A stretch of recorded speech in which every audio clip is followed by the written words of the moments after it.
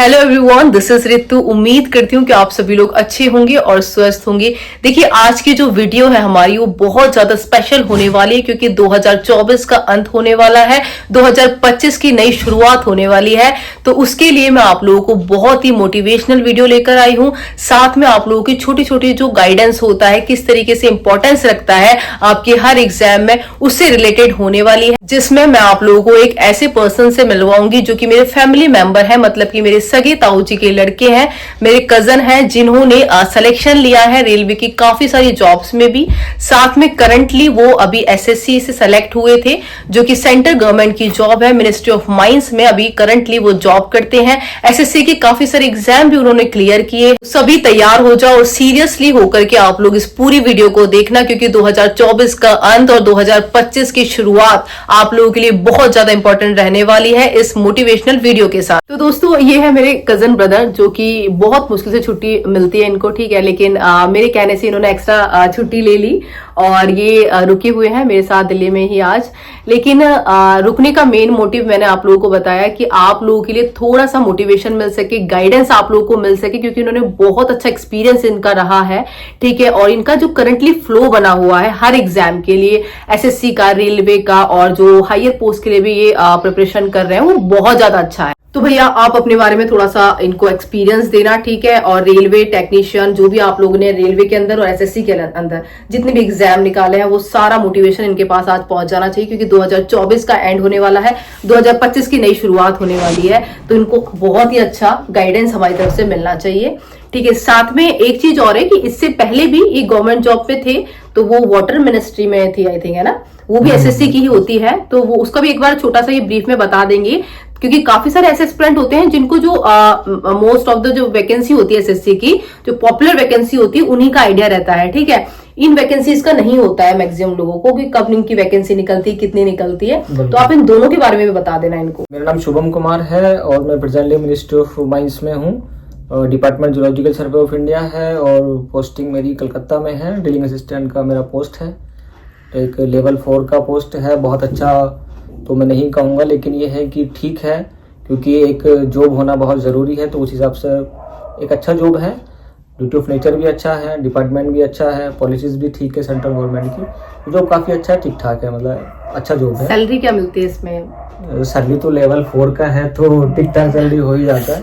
मतलब यहाँ के हेड कांस्टेबल से ऊपर मिल जाता है, दिल्ली पुलिस का जो होता है। हाँ, उतना मिल जाता है। सेंट्रल गवर्नमेंट का लगभग सबका सेम ही है। अलाउंसेस का थोड़ा बहुत फर्क हो जाता है, सिटी वाइज होता है, वो तो एक्स वाई जेड के हो जाता है। फोर्सेस में कुछ अलाउंसेस एक्स्ट्रा हैं, सिविल में थोड़ा सा कम अलाउंसेस हैं, तो उसका फर्क ये हो जाता है। और भैया, एक चीज और बताऊं, एक आपका इससे पहले वाली जो जॉब थी, ठीक है, तो उसमें भी सिलेक्शन हुआ था, ठीक है। आप फिर इसको छोड़ के ये जो नंबर ऑफ 6 वैकेंसी थी एसएससी की, इसमें आप सेलेक्ट हुए थे, ठीक है। तो वो जो इससे पहले वाली वैकेंसी थी, तो वो एसएससी की कौन सी वैकेंसी होती है? मुझे भी अभी तक उसके बारे में से क्लियर नहीं पता है। मैं आपको बता दूं, और कि जो इसके पहले मेरी जो जॉब थी वो मिनिस्ट्री ऑफ जल शक्ति में थी। मिनिस्ट्री ऑफ जल शक्ति प्रेजेंटली नाम है, उसके पहले नाम था मिनिस्ट्री ऑफ वाटर रिसोर्सेज। तो उसमें डिपार्टमेंट हमको अलॉट हुआ था सेंट्रल ग्राउंड वाटर बोर्ड, और उसकी जो वैकेंसी थी वो एसएससी सिलेक्शन पोस्ट के थ्रू आती हैं। और मतलब हर साल एसएससी सिलेक्शन पोस्ट की वैकेंसी आती ही हैं। एक्चुअल में मेरा जो बैकग्राउंड है वो टेक्निकली बैकग्राउंड है, इंजीनियरिंग सेक्शन का मेरा बैकग्राउंड रहा है। तो इंजीनियरिंग और नॉन इंजीनियरिंग की भी एसएससी सिलेक्शन पोस्ट के माध्यम से हर साल वैकेंसियां निकलती हैं। उसमें कुछ ही पोस्टें आती हैं, लेकिन पोस्टें ठीक ठाक होती हैं, अच्छी पोस्टें होती हैं। तो मतलब उतना लोग उस पर ध्यान नहीं दे पाते हैं, क्योंकि मेनली फोकस ही रहता है स्टेनोग्राफर का, सीएचएसएल का। हाँ, पोस्टें उसका थोड़ा सा कम होती है, तो उसको उतना फोकस नहीं कर पाते, लेकिन टेक्निकली पोस्टें उसमें ज्यादा आती हैं। दूसरा चीज है कि उसमें अगर किसी के पास एक्सपीरियंस है कुछ चीजों के साथ में, या कुछ स्पेशल एजुकेशन के साथ में, स्पेशल भी अगर मैं कहूँ तो मतलब बहुत ज्यादा स्पेशल नहीं चाहिए आपके पास। अगर सपोज ITI है, पॉलिटेक्निक है, या बीटेक है, या बीएससी ऑनर्स है किसी भी सब्जेक्ट के साथ, बीएससी वाले भी चल जाएंगे इसमें। हाँ, ना? हाँ, बिल्कुल चल जाते हैं। काफी सारे लोग हैं, डिपार्टमेंट वाइज अलग अलग उसमें रिक्वायरमेंट आती है। और बहुत अच्छी अपॉर्चुनिटी उसमें आपको मिल जाती है। हर साल निकलती है क्योंकि उसकी वैकेंसी? हर साल वैकेंसी आती है, एसएससी सिलेक्शन पोस्ट के नाम से आती है। तो ये और phase wise वैकेंसी निकलती आप लोग है। नोट डाउन जरूर कर लेना, ठीक है। इसमें भैया ने बताया आईटीआई वाले भी लग जाते हैं, ठीक है, पॉलिटेक्निक वाले भी, बीटेक बीएससी वाले भी लग सकते हैं। इसकी वैकेंसी का मैं थोड़ा सा इनसे ब्रीफ में और आइडिया ले लूंगी कि ये वैकेंसी कब कब निकलती है, उसमें सिलेक्शन के चांसेस आप लोगों के बन सकते हैं, ठीक है, क्योंकि ज्यादा लोगों की नॉलेज में नहीं होती है वो वैकेंसी। तो भैया अब मुझे आप है ना रेलवे का सारा कंक्लूजन बताओ कि रेलवे में जो क्वेश्चन पूछे जाते हैं, ठीक है, तो वो किस अकॉर्डिंग पूछे जाते हैं, ताकि जो बच्चे हैं अभी रेलवे का एग्जाम देंगे 2025 में, बहुत सारी वैकेंसी आनी, कैलेंडर में काफी सारी वैकेंसी इनको देखने को मिलने वाली है। तो आप मुझे ये बताओ कि रेलवे किस तरीके से क्वेश्चन पूछता है, क्योंकि एसएससी और रेलवे थोड़ा सा डिफरेंस तो है, क्योंकि मैंने भी एक पर्सनल एक्सपीरियंस किया है और आपने भी किया है, ठीक है। तो आप ये बताओ कि रेलवे में ऐसा क्या खास पूछा जाता है, ऐसे क्या की पॉइंट्स आप दे सकते हो उनको, वो चीज आप बताइए। देखो पर्सनली अगर मैं रेलवे की बात करूं तो रेलवे में जो है, अब सिलेबस के बारे में मुझे डिटेल में बताने की ज़रूरत तो है नहीं, जो लोग तैयारी कर रहे हैं सबको सिलेबस पता है। उसमें मैथ, रीजनिंग और साइंस का ही पोर्शन रहता है और बाकी कुछ करंट अफेयर का हो जाता है। तो अब मैं अगर साइंस का एक पर पोर्शन अगर एग्जाम्पल लूँ साइंस के लिए, तो साइंस के लिए जैसे फिजिक्स है, केमिस्ट्री, बायोलॉजी हो गया, तो फिजिक्स में मतलब कुछ मेजर टॉपिक हैं जिनको आपको देखना चाहिए। और मेजर टॉपिक भी मैं आप लोगों को जो बताऊं, मेजर टॉपिक आप उन्हीं टॉपिक्स को लें जो आपके डेली रूटीन की चीज़ें हैं, चाहे वो फिजिक्स का है, केमिस्ट्री हो या फिर बायोलॉजी हो। मतलब ऐसा नहीं कि आपको बहुत डिटेल में जाने के बाद क्वेश्चन पुटअप हो जाएंगे। जो आपका डेली यूजेस की चीज़ें हैं, जो आप फिजिकल लाइफ में देख रहे हो, जो चीज़ें आपके आसपास की हो रही हैं, वो सारी चीज़ें पूछी जाएंगी। आपको ऐसा नहीं कि मतलब बहुत डिटेल में जाने के बाद आपसे कोई फॉर्मूला या कुछ चीज़ें बनवा ले जाएंगी, ऐसा नहीं होगा। तो फिजिक्स में भी बेसिक चीज़ें पूछी जाएंगी। आप जैसे सपोज कोई भी इकाई है, उसका मात्रक है, वो यूनिट मतलब वो चैप्टर का अच्छा ठीक ठाक चैप्टर है और मोस्टली वहाँ से 1-2 क्वेश्चन हर एग्जाम में पूछ ही लिए जाते हैं। तो एक चैप्टर वो हो गया और कुछ लॉज वगैरह के चैप्टर हो गए, तो वो भी चैप्टर ठीक है, वहाँ से भी देखना चाहिए। केमिस्ट्री की अगर मैं बात कर लूँ तो केमिस्ट्री में भी मतलब जो बेसिक रिएक्शन चीज़ें हैं, मतलब जो डेली यूजेस में, डेली लाइफ में इवेंट्स हो रहे हैं, तो वो देखना चाहिए। और जैसे वाटर से रिलेटेड भी कुछ रिएक्शंस हो जाते हैं, H2O वगैरह से मिला करके, ओजोन वगैरह से, हाँ वो चीजें, क्योंकि 1-2 रिएक्शंस तो मेरे एग्जाम में भी आई थी जब मैंने उस टाइम पे दिया था। हाँ तो वो देख लेना चाहिए। और बायोलॉजी का भी वही है, मतलब ओवरऑल जो कंक्लूजन है वो ये है कि आपको बहुत डिटेल में नहीं जाना है किसी भी चैप्टर के, और चैप्टर भी आपको जो मेन कवर करने हैं 90% चैप्टर वो कवर करें जो बेसिक चैप्टर है। बेसिक मतलब जो डेली लाइफ में, बार बार बता रहा हूँ, जो ये शब्द बोलो डेली लाइफ वाला, इसको थोड़ा सा दिमाग में रखना। हाँ, क्योंकि इतना डीप में तो आपसे पूछेगा नहीं, क्योंकि टेक्निकल तो ऐसा कुछ है नहीं, जो आपके आसपास हो रहा है। हाँ, किसी भी चैप्टर को लेके, साइंस पे मतलब फिजिक्स हो, केमिस्ट्री हो, बायोलॉजी हो, तो वहीं से क्वेश्चन पुट अप होंगे, ठीक है। और बेसिक रीजनिंग का तो कॉन्सेप्ट सब क्लियर है ही, रीजनिंग कोई भी इतना टफ मैं नहीं कहूंगा। रीजनिंग वगैरह प्रैक्टिस भी करेंगे तो भी आपका प्रैक्टिस ही रीजनिंग, एसएससी और इसमें इतना कोई खास डिफरेंस नहीं आता है। लेकिन मैथ्स का आप थोड़ा सा बता दो, क्योंकि मैथ्स का पर्सनल मैंने भी थोड़ा सा किया है। मैथ्स के लिए टॉपिक्स बिल्कुल क्लियर हैं जो पूछे जाने, जहाँ से क्वेश्चन आप उसको हटा नहीं सकते। मतलब कोई भी बोर्ड हो उसको हटाते हैं, चाहे वो एसएससी की भी बात करो, एसएससी भी नहीं हटाएगा और रेलवे भी नहीं हटाता। तो उसमें जो टॉपिक्स हैं, जैसे आपका टाइम एंड वर्क हो गया, रेलगाड़ी वाला हो गए, और पाइप टंकी वाले, उसमें रेलगाड़ी वाले ज्यादा देखे मैंने क्वेश्चन, एकदम जैसे वो पूछते हैं, क्रॉसिंग वाले मतलब वो पूछ लेते हैं। पाइप टंकी वाले क्वेश्चन हो गए और एलसीएम एचसीएफ वाले क्वेश्चन हो गए।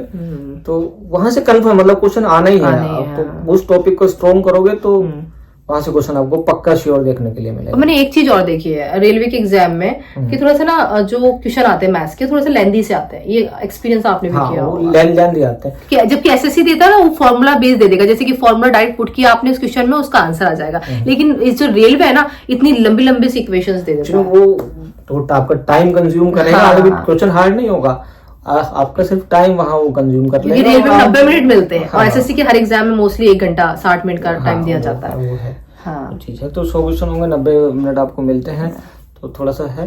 तो ये चीज ध्यान रख लेना कि आप लोग का जीएस के लिए थोड़ा सा, जीएस क्या मतलब, जीएस तो खैर आता ही नहीं है, तो करंट ही आता है इसमें। तो करंट अफेयर्स थोड़ा सा देख लो, और बहुत ज्यादा रेलवे के लिए पुराना करंट अफेयर्स ना पढ़े। 6 महीने से 8 महीने पुराना करंट अफेयर्स सफिशिएंट है। अच्छा, हाँ, उसके ज्यादा ना पढ़े, और उसमें भी मतलब फैक्चुअल चीज ज्यादा पढ़े तो ज्यादा ठीक रहेगा। कि कौन सा इवेंट्स कब हुआ है या कब होने वाला है, वो चीजें थोड़ा सा ठीक रहेंगी। ये चीज। और जैसे कि जो रेलवे का जो करंट आता है ना, तो मोस्टली मैंने देखा है कि जो रेलवे में जो चीजें इन्वेंट हुई होती है, ठीक है। हाँ वही मैं बताया, हाँ, मतलब फैक्चुअल चीजें जो फैक्ट है करंट में, जो फैक्ट है कि वो इवेंट्स कब हुआ है या फिर कब होने वाला है। रेलवे के क्वेश्चन मोस्टली उसमें ज्यादा दे दिए जाते हैं कि ये जैसे नया स्टेशन, इसका नाम भी चेंज वाले क्वेश्चन भी आ जाते हैं वो भी कि इस स्टेशन का नाम चेंज कर दिया गया है, ठीक है, ये कब बनवाया गया था, ये नया एड ऑन किया गया है, ठीक है, ये वाली रेल यहाँ से चलाई गई है, मालगाड़ी वाली, इस टाइप के मैंने क्वेश्चन देखे हैं उस टाइम में। ओवरऑल कंक्लूजन वही है कि आप बहुत ज्यादा डीपली ना जाए, मतलब किसी भी चीज को ना इतना स्ट्रेस में लेकर जाए कि चैप्टर इसको कैसे कवर होगा, बहुत लेंथी क्वेश्चन है या बहुत टफ है। एक्चुअल में अब क्या वो प्री मेंस वाला सिस्टम 2 कर दिया है, तो प्री के हिसाब से तो मतलब आप बेसिक ही पढ़े, मेंस के लिए आप थोड़ा डिटेल में जा सकते हैं, लेकिन बहुत ज्यादा डिटेल में उसमें भी ना जाए, एकदम बेसिक चीजें पढ़ेंगे तो ज्यादा ठीक रहेगा। हाँ, थोड़ा बेसिक और थोड़ा सा मतलब मीडियम लेवल, बहुत डीप जाने की जरूरत नहीं है। पहले एक एग्जाम तो क्लियर डिग्री नहीं लेनी है, डिग्री नहीं लेनी है हमको, सिर्फ एग्जाम क्लियर करना, तो एग्जाम के बेस से उसको पढ़ना है। ठीक है भैया, तो ये तो होगी रेलवे की बात, ठीक है। अब मुझे ये बताओ कि जो एसएससी है तो उसमें किस तरह के क्वेश्चन पूछे जाते हैं, क्योंकि आपकी जो एसएससी के काफी सारे एग्जाम्स क्लियर हुए थे, ठीक है, सीएचएसएल भी आपने काफी बार दे रखा है, ठीक है, और वो बात अलग है आप लोगों को जो लोकेशन है उसकी वजह से आपने उसको छोड़े हैं, ठीक है, और आपने जो ये वाटर मिनिस्ट्री वाला बताया था ये आपके टेक्निकल से रिलेटेड था, और अभी मैं जिसमें हो आप, तो जो एसएससी का एक्चुअल में एक्सपीरियंस है कि एसएससी में किस तरह के क्वेश्चन पूछे जाते हैं और क्या हम करके जाएं एसएससी के एग्जाम के लिए, तो वो बता दो, क्योंकि एसएससी जीडी का एग्जाम भी आना है, वो थोड़ा सा इजी लेवल का आता है, इतना आपकी तरह हाई लेवल का नहीं आता है, तो बता दीजिए। तो एसएससी का पैटर्न रेलवे से थोड़ा सा डिफरेंट है। अब डिफरेंट मैं इसलिए कहूँ क्योंकि रेलवे तो 3 सब्जेक्ट उठा रहा है, एसएससी 4 सब्जेक्ट उठाता है, आपका मैथ, इंग्लिश, रीजनिंग और जीके जीएस, ये सब चीज़ें, तो 4 सब्जेक्ट उसके हैं। तो उसके लिए मतलब मैं कहूँ तो इंग्लिश पे आप थोड़ा सा ध्यान दें तो ठीक रहेगा। दूसरा, आप जो जीके जीएस पढ़ें उसमें करंट पे ज़्यादा फोकस कर लें, तो करंट आपके लिए अच्छा रहेगा। क्योंकि और एसएससी का करंट के लिए मैं आपको राय दूंगा कि आप मतलब लगभग 1.5 साल पिछला करंट तक चले जाएं।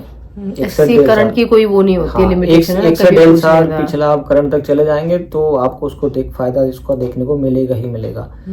तो ये जीके जीएस का हो गया। और इंग्लिश का आप वही है जो सिलेबस में है, इंग्लिश को चीज आपसे कवर करना है। अब इसमें भी एसएससी में ऐसा है, आप जीडी दे रहे हैं तो 10th लेवल का पेपर आएगा, उसमें सीएचएसएल दे रहे हैं तो आपका 12th लेवल का आएगा, सीजीएल दे रहे हैं तो ग्रेजुएशन, तो वो लेवल है, जिस लेवल का आप एग्जाम देंगे उसी लेवल के हिसाब से सिलेबस थोड़ा सा बढ़ता चला जाता है लेवल, बस हाँ। चीजें हैं, कहीं आपको बेसिक पूछ लेगा 10th में तो सीजीएल में थोड़ा सा टफ पूछ लेगा, डिटेल्स में पूछ लेगा। और मैथ के लिए तो वही है जो रेलवे का था, वही एसएससी का मैथ है, कोई मैथ में फर्क नहीं है। हाँ, आपका बस इसमें थोड़ा सा ये ट्रिग्नोमेट्री बढ़ जाता है, एडवांस मैथ इसमें आ जाता है, आती है इसमें अरिथमेटिक के साथ साथ भी। वो रेलवे में नहीं आता है इतना ज्यादा, आता है बहुत कम आता है, अरिथमेटिक ज्यादा आता है, मैंने भी उसके दिए जब। हाँ, तो क्वेश्चन देखने को मिल जाएगा, लेकिन इसका फिक्स है एसएससी का, एडवांस का मैथ जरूर आएगा, एडवांस मैथ उसमें आ जाता है। तो ये चीजें वो भी है। और बाकी रीजनिंग तो ऑलमोस्ट अब वही, रीजनिंग के लिए मैं कहूँगी सिर्फ आप प्रैक्टिस कर लें। एक बार अगर किसी का कॉन्सेप्ट क्लियर नहीं है तो एक बार कहीं से भी देख के या बुक से भी या किसी टीचर के माध्यम से, मैं तो ये सजेस्ट करती हूँ कि डायरेक्टली फ्री ऑनलाइन क्लासेस लो और डायरेक्टली रीजनिंग प्रैक्टिस को जाओ, उसका कॉन्सेप्ट जो वो क्लियर कर ले। हाँ, उसको जितना प्रैक्टिस करो, बस प्रैक्टिस से ही मतलब मॉक टेस्ट में स्कोर अच्छा आता है, ठीक है, स्पीड बढ़ जाती है, ठीक है, कॉन्फिडेंस बढ़ता है, ये सब चीजें होती है उसमें। और भैया बच्चे ना मुझसे ना स्टैटिक जीके के बारे में बहुत पूछते हैं, ठीक है, तो स्टैटिक जीके में किस तरीके से करना है तो वो आप थोड़ा सा बता दो। अच्छा, देखिए स्टैटिक जीके के लिए मैं आपको बताऊं, स्टैटिक जीके जो आपका पूछा जाएगा वो करंट रिलेटेड करके पूछा जाएगा, उसमें करंट आपको देखने को मिलेगा, मतलब डायरेक्टली नहीं मिलेगा, डायरेक्टली इन्वॉल्व होगा। अब जैसे मैं इसका एक एग्जाम्पल अगर बताऊं आपको, तो सपोज मान के चलो मणिपुर में पीछे हुआ था, तो चर्चा में रहा मणिपुर स्टेट, तो आपसे मणिपुर का जो दंगा रहा उसके बारे में नहीं डायरेक्ट क्वेश्चन पुट अप करेगा, मणिपुर स्टेट के बारे में आपसे वो पूछ लेगा, चाहे वो वहाँ का आपका लोक नृत्य पूछ ले, वहाँ का कोई राष्ट्रीय उद्यान है वो पूछ ले, कोई झील है वो पूछ ले, या फिर वहाँ का राज्य के पशु पूछ ले, पक्षी पूछ ले। ये चीज तो मैं इनको काफी बार बता चुकी हूँ, स्टेट से रिलेटेड वो पूछ सकता है। और स्ट्रेटेजी का मीनिंग ये होता है, पर्टिकुलर ये नहीं कि कोई सी भी उससे नदी उठा के पूछ ले उसने, मेरे लिए वो पूछता है इस वजह से। जीके का पोर्शन बहुत बड़ा है, तो ऐसा नहीं कि कहीं से भी पूछ लेगा। वो वही पूछेगा जो प्रेजेंटली चल रहा है, करंट इशू। हाँ, जो आपके आसपास एग्जाम में कुछ अलग से नहीं आता, जो आपके आसपास चल रहा है ना, उसी को आसपास से चीजें आपको प्रेजेंट देखने ऑफ को माइंड मिलेंगे। आपका क्या है। तो स्टैटिक जीके के लिए वही चीज ज्यादा फोकस करें तो ठीक रहेगा। और भैया मुझे ना आप एक चीज और ये बताओ कि जैसे आपने अभी तक ऑलमोस्ट 7 से 8 एग्जाम निकाल चुके हो, ठीक है, हाँ। और आप इससे पहले वाली जॉब छोड़ चुके हो, ठीक है, उसके बाद दूसरी जॉब में आए हो, गवर्नमेंट जॉब, सेंट्रल गवर्नमेंट की जॉब, ठीक है। बिल्कुल। यहाँ पर आप सभी लोग जानते हैं कि इस टाइम पे एक जॉब तक नहीं मिल पाती, फिर चाहे वो कोई छोटी से छोटी रैंक की क्यों ना हो, ठीक है।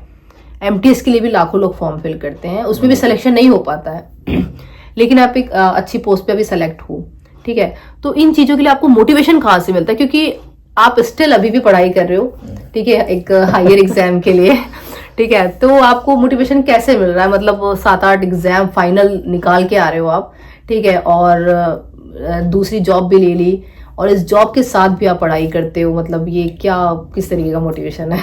देखो, मोटिवेशन कुछ सही कह रहे हैं कि मतलब मोटिवेशन कहाँ से मिलता है। तो सबसे पहले बता दूं, मोटिवेशन ना आपको खुद से मिलना चाहिए। जब तक आपको खुद के अंदर से मोटिवेशन नहीं मिलेगा ना, आप कोई एग्जाम नहीं क्रैक कर पाओगे। और मुझे जो सबसे बड़ा मोटिवेशन मिलता है ना, वो तब मिलता है जब मेरा, हालांकि मैं जॉब कर रहा हूँ और फॉर्म भी डाल देता हूँ, एग्जाम भी दे देता हूँ, और नॉर्मली मतलब एग्जाम निकल भी जाता है, सिलेक्शन हो भी जाता है।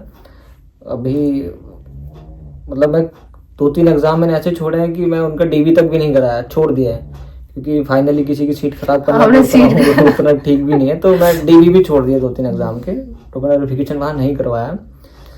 तो मोटिवेशन तब मिलता है जब लिस्ट डलती है ना और उसमें आपका नाम आता है ना, मेरे फर्स्ट टाइम टेक्नीशियन में आया था, तो उस चीज को देखने के बाद जो खुशी मिलती है ना, तो वो बहुत ज्यादा आपका मोटिवेशन बढ़ा देती है। ये तो है। हाँ, तो सबसे बड़ा मोटिवेशन तो वही है कि आपका मतलब सिलेक्शन हो रहा है और आपका नाम आ रहा है, और अलग ही लेवल का ना, हाँ, एक बहुत सारे बंदों के बीच में से आप छटने के बाद आप आ रहे हो, तो बहुत अच्छा। मुझे बड़ा अच्छा लगता है मेरा जब ऋतु प्रजापति राजस्थान पुलिस में हुआ टेक्नीशियन, आरपीएफ जीडी, काफी अच्छा लगता था मुझे भी। तो सबसे बड़ा मोटिवेशन तो वहीं से मिलता है। और दूसरा, आपके अंदर ना खुद से जब तक इच्छा नहीं होगी कुछ करने की, आप कुछ नहीं कर पाओगे। जॉब है, सब कुछ है, तो अब जॉब के साथ साथ जो 1-2 घंटे का भी अगर मुझे टाइम मिलता है तो मैं उसमें क्या करूंगा, मोबाइल तो चलाऊंगा या कुछ और करूंगा, या फिर उधर कहीं टहलने निकल जाऊंगा। तो टहलता भी हूँ तो अपना ये कि आधा घंटा टहल लो, 1.5 घंटा पढ़ लो, तो तैयारी भी बनी रहेगी, दूसरे लोगों के लिए गाइडेंस भी बना रहेगा, और एक जो माइंड है ना, वो थोड़ा रनिंग में रहेगा, वो सुस्त नहीं होगा। अब रुक जाओगे तो वो सुस्त होना ही है माइंड। तो और अभी मैंने ये भी सुना है कि आपकी एक फाइनल मेरिट लिस्ट रह रही है एक एग्जाम की, हायर एग्जाम की, वो बता नहीं रहे, गजेटेड ऑफिसर वाली आई थिंक रैंक है वो है, लेकिन बता फाइनल में बताएंगे। मैं आपको कम्युनिटी पोस्ट पे प्रोवाइड करवा दूंगी कि भैया का सिलेक्शन हो चुका है, ठीक है, मतलब बस फाइनली है, होने वाला है, हो जाए तो अच्छा है। देखिए, लोगों को एक जॉब नहीं मिलती है और ये स्टिल पढ़ाई में कंटिन्यूसली है, ठीक है। इससे पहले वाली जॉब में तो शायद आपको मतलब काफी ज्यादा प्रेशर भी था उसमें, तो थोड़ा था, उसके बीच में आप पढ़ाई करते थे उसके बीच में भी। हाँ, तो देखिए आपके इनके पास तो जॉब के साथ ये पढ़ाई कर रहे हैं तो एक चीज ये देखिए कि हम 24 घंटे घर पे रहते हैं, ठीक है, मतलब जिनके पास जॉब नहीं है, क्योंकि ऐसे ही बहुत सारे एस्पिरेंट हैं मेरे से जो जुड़े हुए हैं, जो कि मतलब कि 12th पास किया हुआ है, ठीक है, और या फिर 10th पास किया हुआ है, ठीक है, तो कहीं जॉब नहीं है, कोई प्राइवेट जॉब भी नहीं कर रहे हैं। चाहूंगा सभी लोगों के लिए थोड़ा सा मतलब एक्सपीरियंस है मेरा खुद का। मैं ये नहीं कहूँगा कि आप बहुत ज्यादा पढ़ो, 8 घंटे 10 घंटे 7 घंटे पढ़ते रहो, मत पढ़ो, उतना जरूरत ही नहीं है पढ़ने की। कंपटीशन मतलब आप उतना जरूरत ही नहीं है मेरे हिसाब से। आप 5 से 6 घंटे अगर कंटिन्यू पढ़ोगे ना, तो आपका सिलेक्शन पक्का हो जाएगा। आप 4 आपके पास पोर्शन होते हैं, 4 सब्जेक्ट हैं, math, English, reasoning, GS, mostly मतलब हर एग्जाम के, जैसे एसएससी का हो, रेलवे का हो, सब्जेक्ट कम होगा, किसी स्टेट गवर्नमेंट का होगा तो उसमें एक सब्जेक्ट अप या डाउन हो जाएगा। तो आप अगर 4 से 5 घंटे पर डे की स्टडी कर रहे हैं तो पक्का आपका सिलेक्शन हो जाएगा। लेकिन आपको कंटिन्यूटी बनानी पड़ेगी, कंटिन्यूटी नहीं छोड़नी है, लगातार उसमें लगना है। हाँ, बीच में कभी स्किप कर सकते हो, ऐसा नहीं कि आपको मतलब लगे रहना है, इसकी भी 1-2 दिन कर सकते हो अगर मन नहीं है कहीं 1-2 दिन बस, ऐसा नहीं 6-7 महीने का गैप नहीं आना चाहिए, फिर वो प्रैक्टिस फिर पूरी चली जाती है। हाँ, तो आप 4-5 घंटे डेली पढ़ाई करें। आपका जो खुद का काम है, कई लोग क्या है मतलब केवल पढ़ाई नहीं कर सकते, उनके पास जिम्मेदारियां बहुत है, वो जॉब भी कर रहे हैं, हाँ वो ऐसा भी है, कुछ लोग प्राइवेट कर रहे हैं, कुछ अपना कहीं दूसरे काम कर रहे हैं, तो 4 से 5 घंटा डेली पढ़े सफिशिएंट है, बहुत है। और जिनके पास घर में जो लोग हैं तो वो तो अच्छा पढ़ ही सकते हैं, कि जिनको चाहिए इंस्टेंट जॉब की, मेरे को 6 महीने में जॉब चाहिए, ठीक है। अब दिल्ली पुलिस जैसी कांस्टेबल की वैकेंसी है, मतलब पहले मेरे टाइम पे सडन वैकेंसी आई थी, किसी को ऐसे पता भी नहीं रहता था, ठीक है। अब तो एसएससी ने पहले ही डाल दिया है कि आपका 2 सितंबर से पहले ही कैलेंडर आ जाता है। दिल्ली पुलिस का भी आ गई है उसमें वैकेंसी, 8-9 महीने पहले एग्जाम की डेट आपको हाँ इस बार आ चुकी है, अच्छे से तैयारी कर सकते हैं। तो 8-9 महीने में अगर उनको इंस्टेंटली जॉब चाहिए कि 8-9 महीने बाद मेरे को सैलरी मिलना शुरू हो जाने वाली है, मतलब कि मेरे को टेंशन नहीं है फ्यूचर की, तो वो तो अच्छे से करके प्रिपरेशन कर सकते हैं, निकाल सकते हैं। इसमें एक चीज, लोग अच्छे से तैयारी करते हैं, बच्चे अच्छे से तैयारी करते हैं, लेकिन उसके बाद भी उनका सिलेक्शन नहीं हो पाता। उसके लिए मैं जो रीजन नोटिस किया है कई लोगों का, वो ये किया है कि वो जब एग्जाम देने के लिए जाते हैं ना, तैयारी बहुत अच्छी है, पढ़ा भी बहुत कुछ है, लेकिन जिन वो एग्जाम देने के लिए जा रहे हैं वो इतना प्रेशर ले जा रहे हैं ना एग्जाम का, मतलब घबरा भी जाते हैं, बहुत ज्यादा घबरा जाते हैं, वो सही क्वेश्चन को भी गलत कर देते हैं। तो मैं सबसे बड़ी चीज यही कहना चाहूंगा कि प्रेशर आप बिल्कुल रिलीज करके जाएं, प्रेशर बिल्कुल ना रखें। आप 2 क्वेश्चन फालतू ही करके जाओगे, प्रेशर नहीं लोगे तो प्रेशर नहीं होगा, प्रेशर होगा तो आप सही को भी गलत कर नेगेटिव करके आ जाओगे। तो अपना बिल्कुल फ्री माइंड एग्जाम देना चाहिए, बिल्कुल भी प्रेशर ना ले, जो एग्जाम आएगा वही करना है। आप एग्जाम तो बदल नहीं सकते हो जो आया है, और जितना आपने पढ़ा आप एग्जाम के समय पे उससे ज्यादा कर भी नहीं पाओगे। तो जितना है उसको बिल्कुल तसल्ली के साथ में उसको करें, और अच्छा होगा एग्जाम। बिल्कुल घबराए ना, कुछ लोग एग्जाम सेंटर में जाकर घबरा जाते हैं, घबराने की वजह से आप याद की हुई चीजें गलत कर देते हैं, भूल जाते हैं। नेगेटिव बहुत होती है उसमें, क्योंकि मेरे आईआईटी का एक्सपीरियंस था ये।